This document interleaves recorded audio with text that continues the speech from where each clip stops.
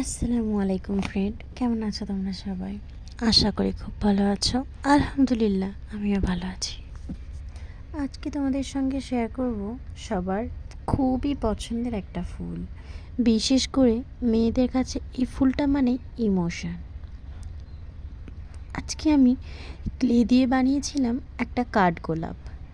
আমি অনেক দিন ধরেই ভাবছিলাম কাঠগোলাপের ওপর কিছু একটা করা যাক, তবে অনেক রকমের জিনিস বানাতে বানাতে কাঠগোলাপটা আর বানানো হয়েই ওঠেনি। তো আজকে যখন টাইম পেয়েছি সব কিছু ছেড়ে ছুড়ে কাঠগোলাপ নিয়েই বসে গেছি। কাঠগোলাপ বানাতে হলে প্রথমেই সাদা কালারের ক্লেটাই লাগবে, সেটা কিন্তু তোমরা সবাই জানো। আর পাপড়িটা বানানোর জন্য আমি গোল গোল করে এরকম করে রোল করে নিয়েছি। তারপর হাতের তালুর উপরে রেখে একটা সাইডে হালকা করে চাপ দিয়ে একটু ডলে নিয়েছি। নিচের দিকটা একটু সরু হবে আর ওপর দিকটা গোল থাকবে। আর এই ডোটার সাহায্যে, যেটা ক্লের সঙ্গে দিয়েছিল, এই ডোটার সাহায্যে খুব ভালো করে চেপে নিচ্ছি। উপরের দিকটা চাপবো আর নিচের দিকটা একটু হালকা রাখবো। এইভাবেই কিন্তু পাপড়িগুলো বানিয়ে নিতে হবে।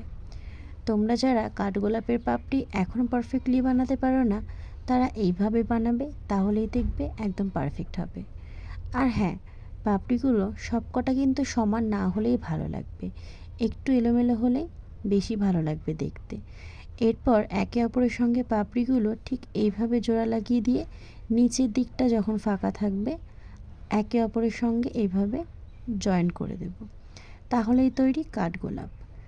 কিন্তু একটা কিছু মনে হয় ফাঁকা ফাঁকা লাগছে। চলো কাঠগোলাপের ভিতরের অংশটা হলুদ কালার করে দিই। ভিতরে কালারটা না দিলে কাঠগোলাপটা কিন্তু কাঠগোলাপের মতো দেখতেই লাগবে না। এবার আমি খুব সুন্দর করে আমার আইশ্যাডো ব্লেডের থেকে ইয়েলো কালারটা নিয়ে এখানে ব্রাশ করে দিচ্ছি। এটা তোমরা চাইলে ক্লিপের সঙ্গে, হেয়ারব্যান্ড হিসাবে কিংবা চুড়ির সঙ্গে ব্যবহার করা যাবে কসমেটিক্স হিসাবে, তাহলে কিন্তু দেখতে ভালোই লাগবে। তবে আমার কাছে সেরকম কোনো ক্লিপ ছিল না যেটার সঙ্গে এটা চুলে লাগিয়ে দেখাবো। নেক্সট ভিডিওতে অবশ্যই চেষ্টা করব কাঠগোলাপের একটা সুন্দর ক্লিপ বানানোর। আজকের মতো এখানেই, আল্লাহ হাফিজ।